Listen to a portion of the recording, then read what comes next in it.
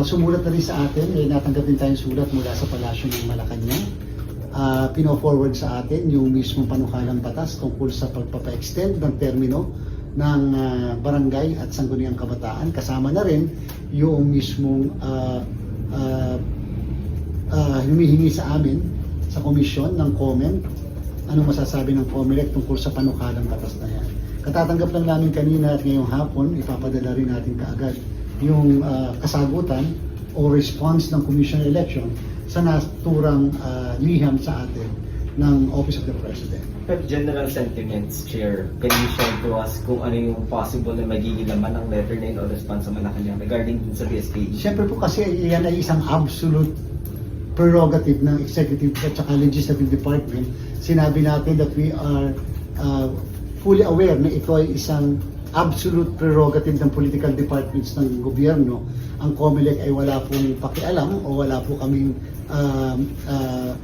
anuman na maaari ma-contribute doon sa ating batas na ito maliban sa nagbigay kami ng aming pong datos, aming paninindigan nung ito'y kasalukuyan na pinapakinggan sa mababang kapulungan at sa mataas na kapulungan. So yun lang po ang sinabi namin, that sa bandang huli, kung ano man, naghahanda po ang COMELEC sa ating pong barangay and SK election, kung ito man ay matutuloy sa December 1, sinabi rin namin na talagang hard-pressed po ang COMELEC sa panahon dahil nga sa kami po'y nandun din sa paghahanda para sa Bangsamoro parliamentary election na tuloy.